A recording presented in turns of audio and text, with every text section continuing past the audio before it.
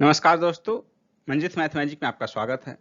आज हम लोग देखेंगे सितंबर 2020 के पीडी का एक्सप्रेशन सहित सभी बिंदु। तो दोस्तों, इस वीडियो को शुरू तक देखिए और अंत में कमेंट करके जरूर बताइए कि आपको ये वीडियो कैसा लगा। साथ ही इस वीडियो को अधिक से अधिक शेयर कीजिए। तो चलिए देखते हैं सितंबर 2020 के पीडी का महत्वपूर्ण बिंदु। भारतीय वायुसेना को राफेल विमान की पहली खेप। राफेल विमान के साथ कई चीजें जुड़ जा रही हैं। पहली खेप प्राप्त हुई, यानी कि इसके बाद भी खेप प्राप्त होगी।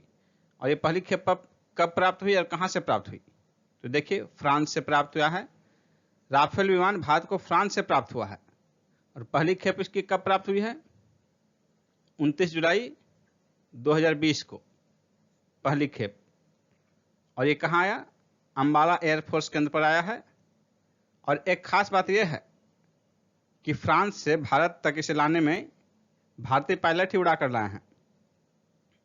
और साथ ही फ्रांस से भारत के बीच जो लंबी दूरी तय हुई, उसमें एक दिन का बीच में स्टॉपेज हुआ।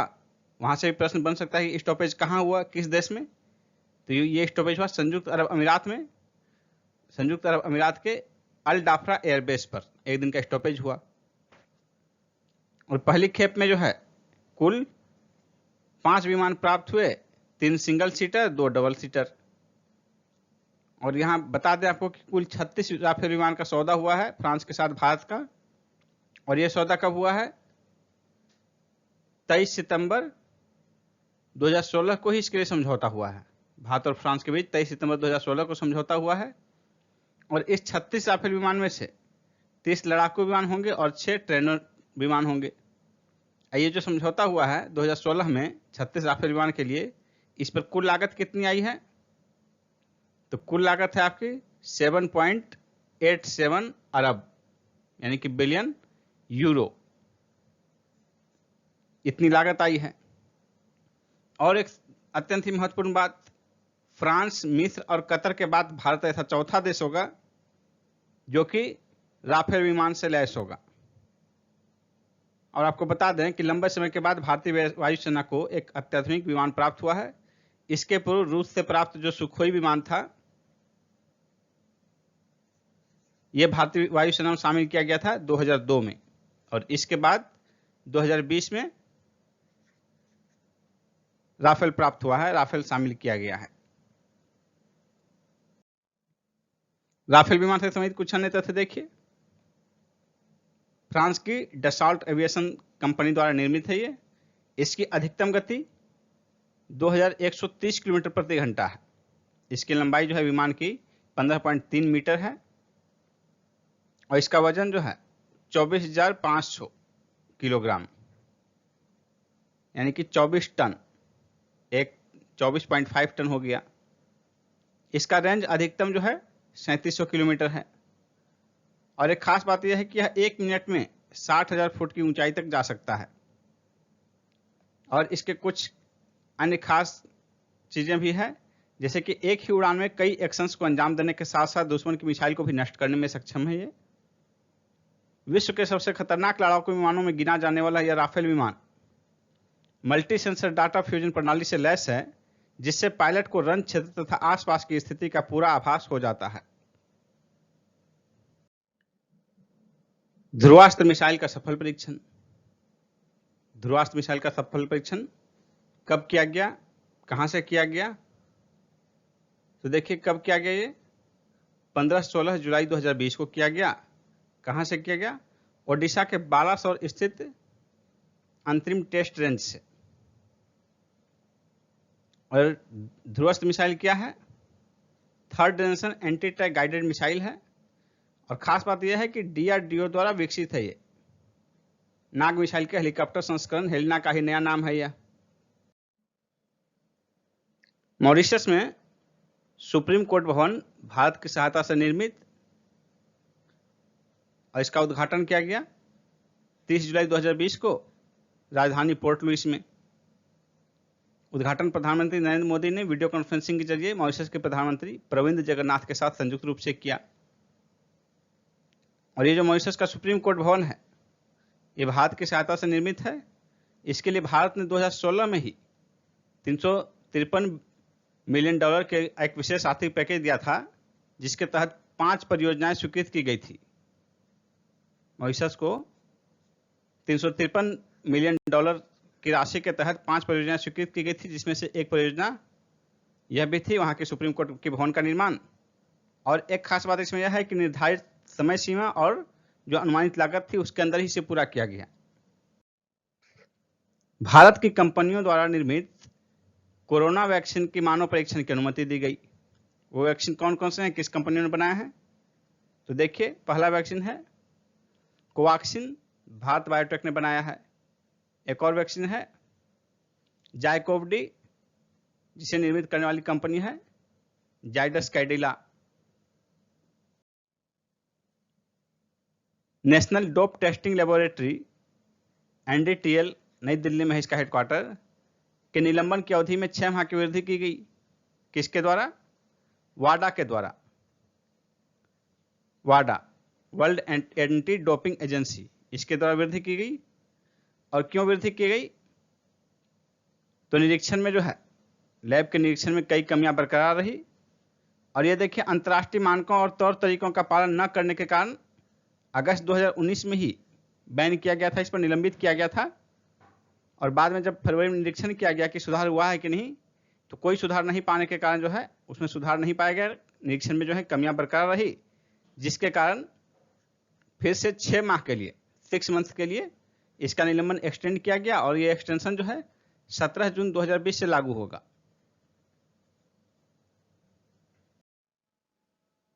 आंद्रेज दुडा पोलैंड के राष्ट्रपति पुनः निर्वाचित हुए हैं।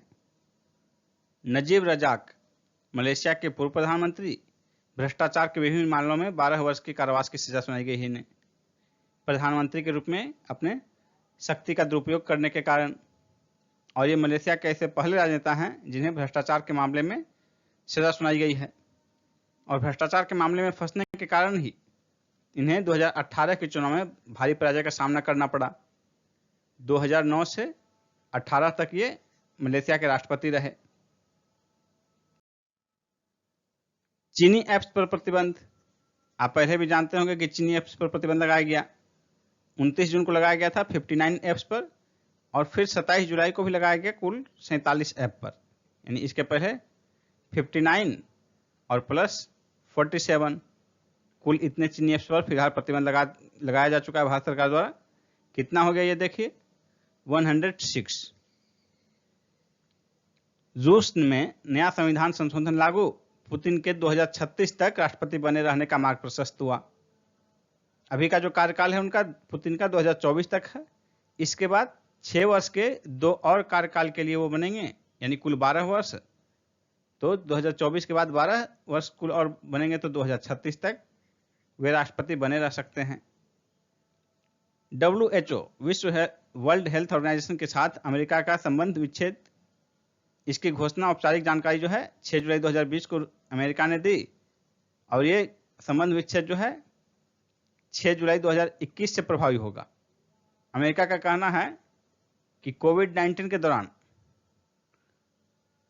WHO की भूमिका संदिग्ध रही और चीन के साथ बचाव के पक्ष में रहा, चीन के पक्ष में ये खड़ा दिखा। और एक खास बात जो अमेरिका ने यह भी कही कि 45 करोड़ डॉलर का सालाना फंडिंग करता है अमेरिका, और दूसरी तरफ जहां चीन मात्र 4 करोड़ डॉलर का सालाना फंडिंग करता है, तो ऐसे स्थिति में चीन का पक्ष लेने से अमेरिका खासा नाराज है कि जहां वो चीन से 11 गुना से भी अधिक करता है और जो WHO है वो पक्ष ले रहा है चीन का। इसीलिए पहले इसने फंडिंग रोकी और फिर इसे संबंध ही विच्छेद करने की घोषणा की। भारत तथा यूरोपीय यूनियन के बीच 15वीं शिखर वार्ता 15 जुलाई 2020 को ऑनलाइन संपन्न हुई। और इसमें भारत यूरोपीय संघ सामरिक भागीदारी 2025 के लिए रोड मैप, ये दस्तावेज स्वीकार किया गया। और इसमें ऑनलाइन संपन्न हुआ, तो इसमें भागीदारी किसने किसने की? भारतीय प्रधानमंत्री नरेंद्र मोदी ने, यूरोपीय परिषद के अध्यक्ष चार्ल्स मिशेल ने, यूरोपीय आयोग के अध्यक्ष सुश्री उर्सुला वान डेर लेयन ने।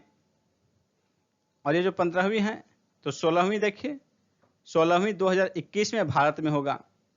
और इसके पहले जो था 14वां, ये 2 अक्टूबर 2017 को हुआ था नई दिल्ली में। एक बार भारत में होता है और एक बार यूरोप में होता है। और पहला जो है, पहला शिखर वार्ता 2000 ईस्वी में हुआ था। 28 जुलाई 2000 को कहाँ हुआ था? पुर्तगाल की राजधानी लिस्बन में। यह महत्वपूर्ण बिंदु हो जाता है कि भारत और यूरोपीय संघ के बीच पहली वार्ता जो है 2000 ईस्वी में 28 जुलाई 2000 ईस्वी को पुर्तगाल की राजधानी लिस्बन में संपन्न हुई थी। संयुक्त अरब अमीरात, चीन तथा अमेरिका के स्पेस क्राफ्ट मंगल ग्रह के लिए रवाना हुए और तीनों इसी वर्ष हुए, तीनों जुलाई माह में ही हुए। तो देखिए उनका नाम क्या है। इन तीनों में सबसे पहले हुआ संयुक्त अरब अमीरात का 19 जुलाई 2020 को, चीन का 23 जुलाई 2020 को, अमेरिका का 30 जुलाई 2020 को। इनका क्रम भी आपसे पूछा जा सकता है एग्जाम में। इनका नाम देखिए, संयुक्त अरब अमीरात का जो मंगल ग्रह के लिए रवाना हुआ स्पेसक्राफ्ट, उसका नाम है होप मिशन। चीन का तियानवेन-1 और अमेरिका का प्रिजर्वेंस। स्थिर ब्याज वाले टैक्सेबल सेविंग्स बॉन्ड्स के स्थान पर नए floating rate savings bonds taxable ये जारी किया गया है।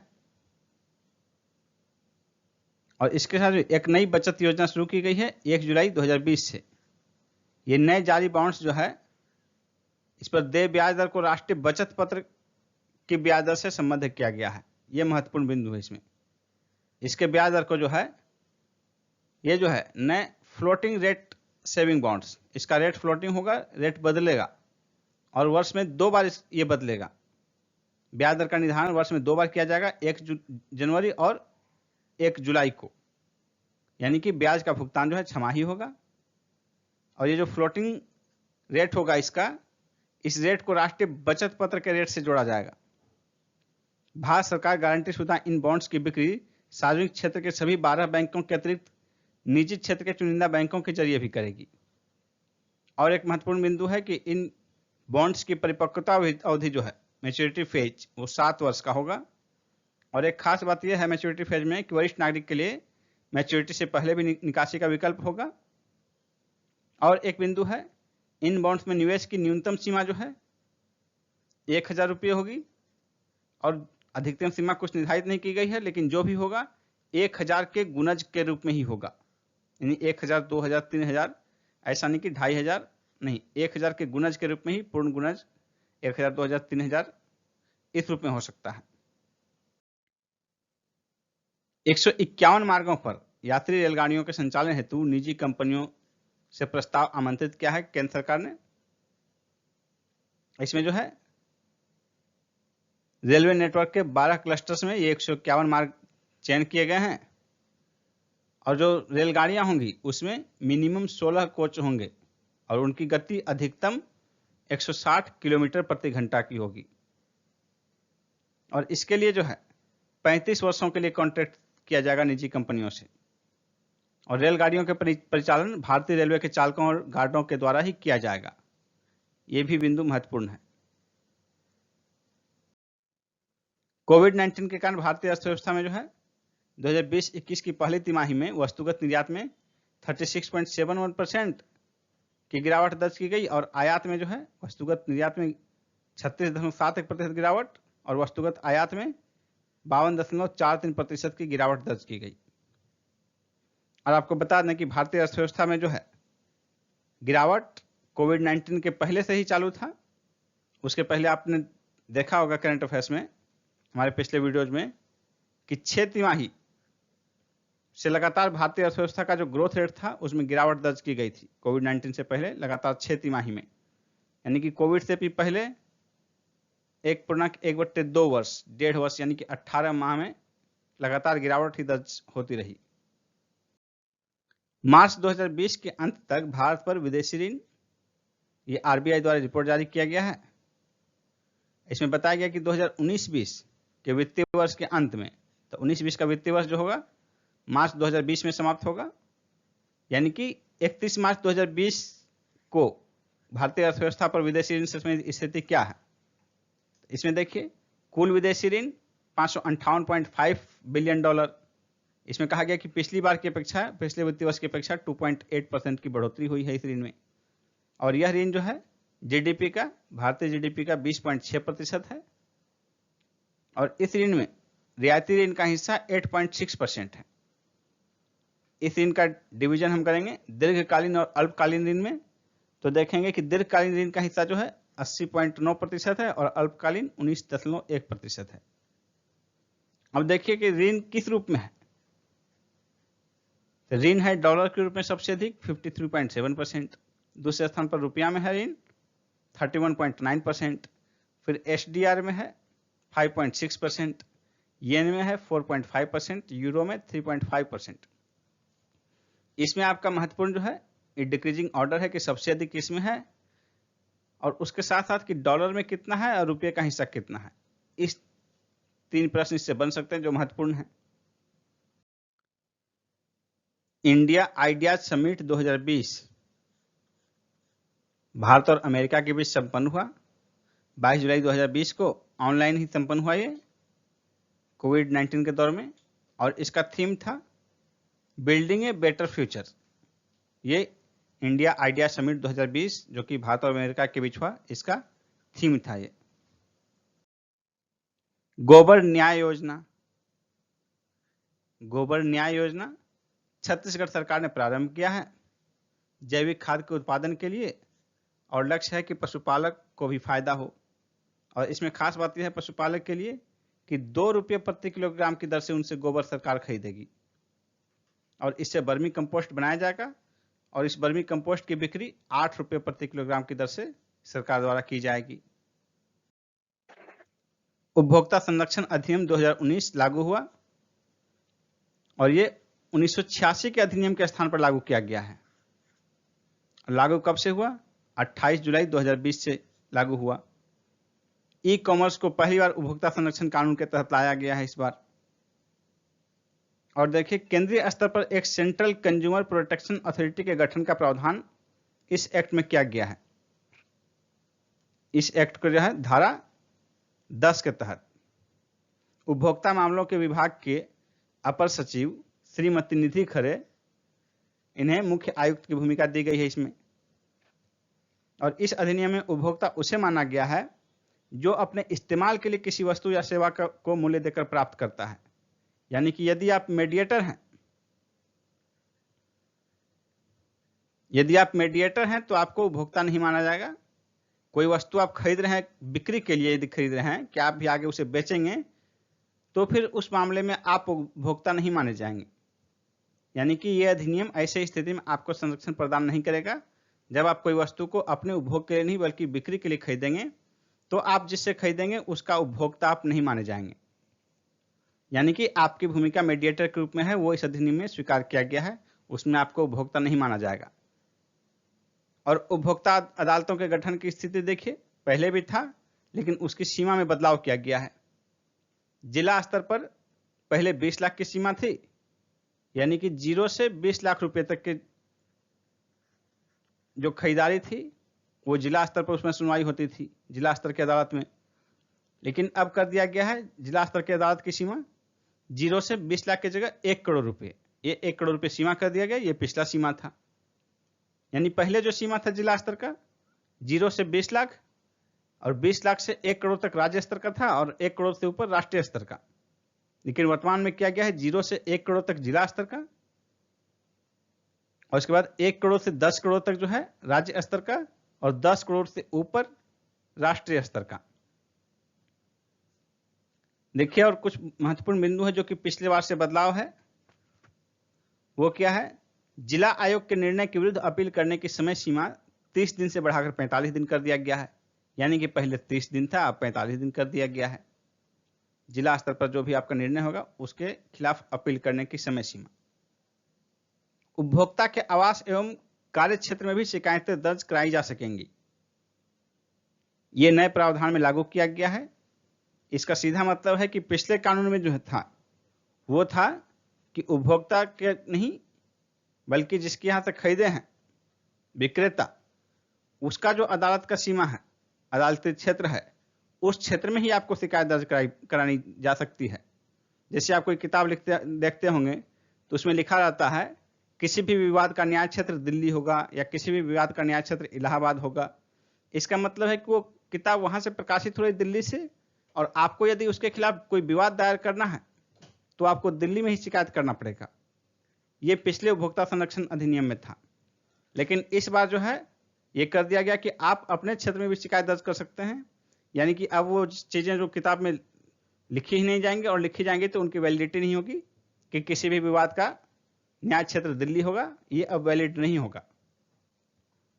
नेक्स्ट पॉइंट देखिए, किसी प्रोडक्ट के इस्तेमाल से कोई हानि के लिए मुआवजे का प्रावधान किया गया। यानी कि कोई भी खराब वस्तु यदि कोई उपभोक्ता यूज करता है तो उस पर जो उसे नुकसान होगा उसके लिए मुआवजा का प्रावधान इसमें किया गया है। प्रोडक्ट लायबिलिटी से कहा गया है, जो कि पिछले अधिनियम में नहीं था, 1986 के अधिनियम में।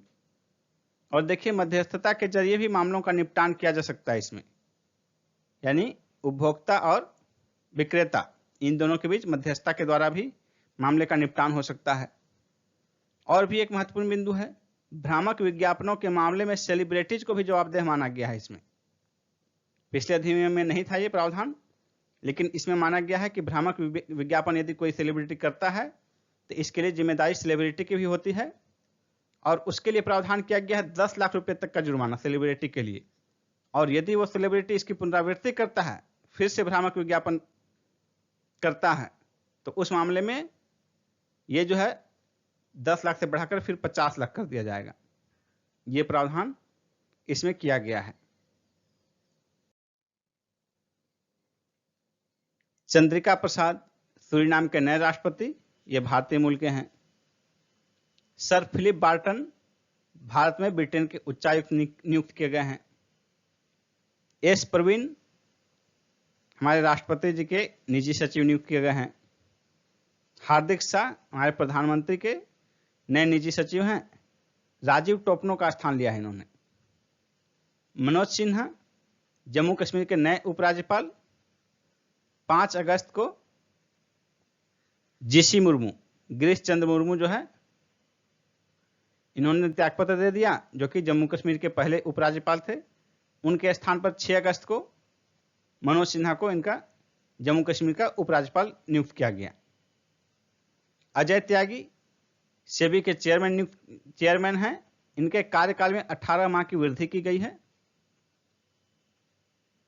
एस.ए. दवे सेबी के पहले चेयरमैन रहे हैं, यह भी क्वेश्चन बन सकता है।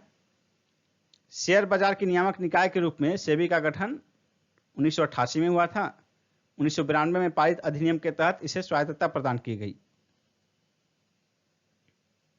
अशोक लवासा एडीबी के उपाध्यक्ष नियुक्त हुए हैं। 31 अगस्त को सेवानिवृत्त हो रहे दिवाकर गुप्ता का स्थान लेंगे। ये जनवरी 2018 से ही चुनाव आयुक्त थे, और एशियाई विकास बैंक का उपाध्यक्ष नियुक्त होने के बाद ये पद ग्रहण करने के लिए इसने चुनाव आयुक्त का पद से त्यागपत्र दे दिया। और ये एशियाई विकास बैंक का जो है निजी तथा पीपीपी कारोबार देखेंगे। अशोक लवासा 1973 में,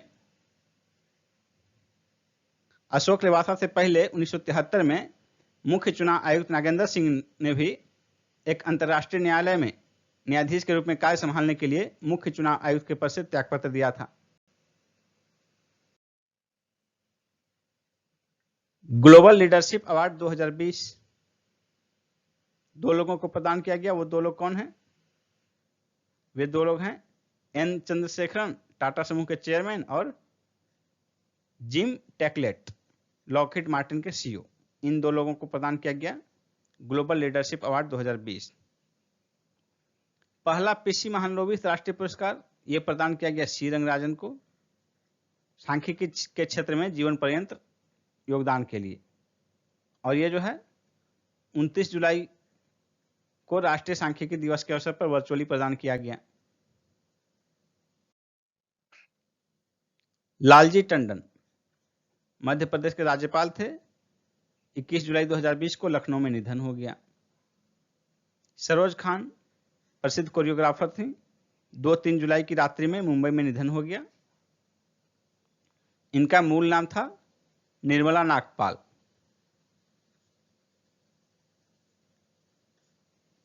इन्होंने बाद में इस्लाम धर्म स्वीकार कर लिया था। अमर सिंह 1 अगस्त को सिंगापुर के अस्पताल में निधन हो गया। पहले समाजवादी पार्टी के नेता थे, बाद में पार्टी से मनमुटाव के बाद ये पार्टी से अलग हो गए थे। बाद में फिर इनकी पार्टी से नजदीकियां देखी जा रही थी। निजी कंपनी के स्पेसक्राफ्ट से अंतरिक्ष गए अमेरिकी यात्री सुरक्षित वापस लौटे। 2-3 अगस्त 2020 की रात्रि में ये वापस लौटे। वे 2 यात्री कौन थे जो निजी स्पेसक्राफ्ट से अंतरिक्ष गए थे? इनका नाम है रॉबर्ट बेनकेन और डगलस हर्ले। निजी कंपनी कौन सी थी? विमान कंपनी, ये अंतरिक्ष कंपनी स्पेस एक्स। इसी के स्पेसक्राफ्ट ड्रैगन के जरिए गए थे और मैक्सिको की खाड़ी में लैंड किया।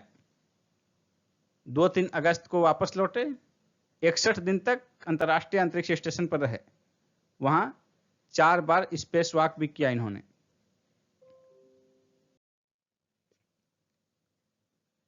समुद्र सेतु अभियान। कोरोना संक्रमण के दौरान पड़ोस के समुद्र तटीय क्षेत्रों में फंसे भारतीय नागरिकों को स्वदेश वापस लाने के लिए भारतीय नौसेना द्वारा चलाया गया समुद्र सेतु अभियान। मई से जुलाई के दौरान मालदीव, श्रीलंका और ईरान में फंसे 3,992 भारतीयों को इस अभियान के तहत वापस लाया गया। 3,992 भारतीयों को लाया गया मालदीव, श्रीलंका और ईरान से। इंग्लैंड वेस्टइंडीज टेस्ट श्रृंखला 2020 वीडेन ट्रॉफी। 8 से 28 जुलाई 2020 के बीच 3 टेस्ट मैच खेले गए, लेकिन बिना दर्शक के कोविड-19 के प्रभाव के कारण। इस 3 टेस्ट मैच की श्रृंखला में इंग्लैंड 2-1 से विजयी हुआ और पहला मैच जो है इसका साउथहैम्पटन में खेला गया 8 से 12 जुलाई 2020 के बीच। ये पहला इसलिए महत्वपूर्ण है कि कोविड के प्रकोप के बाद जो है, कोविड शुरू होने के बाद का ये पहला मैच है किसी भी देश का अंतर्राष्ट्रीय स्तर पर, और ये मैच खेला गया इंग्लैंड वेस्ट इंडीज के बीच साउथहैम्पटन में 8 से 12 जुलाई के बीच। ये इसकी महत्वपूर्णता है। कोविड-19 के कारण ही क्रिकेट आयोजनों में बदलाव किया गया। T20 विश्व कप 2020 जो था पुरुषों का, वो अक्टूबर-नवंबर 2021 में होगा। ऑस्ट्रेलिया में प्रस्तावित है ये। T20 विश्व कप 2022 जो है वो भी ऑस्ट्रेलिया में प्रस्तावित है, 2022 में ही होगा, लेकिन जो पहले साल के बीच में होना था उसे भी साल के एंड में किया गया, अक्टूबर-नवंबर में। आईसीसी वनडे 2023 का वर्ल्ड कप जो कि भारत में प्रस्तावित है, पहले मार्च-अप्रैल 2023 में होना था, लेकिन अब वो अक्टूबर-नवंबर 2023 में आयोजित होगा और इसका फाइनल जो है 26 नवंबर को खेला जाएगा। 15वां एशिया कप क्रिकेट 2020 स्थगित।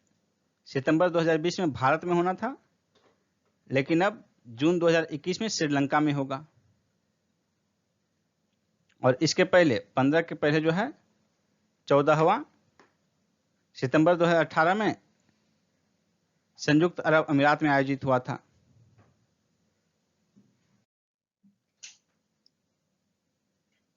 ज्ञानेंद्रो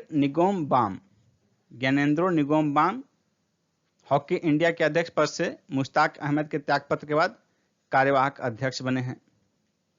लिन डेन चीनी बैडमिंटन सुपरस्टार, इन्होंने संन्यास ले लिया। 2008 और 2012 के ओलंपिक में स्वर्ण पदक जीता था इन्होंने। 5 बार के विश्व चैंपियनशिप विजेता भी रहे।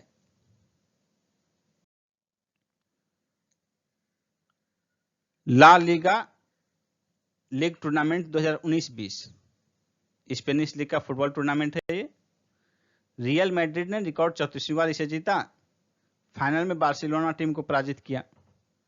टूर्नामेंट में सर्वाधिक गोल करने वाले बार्सिलोना के खिलाड़ी लियोनेल मेसी को गोल्डन बूट पुरस्कार दिया गया। इसमें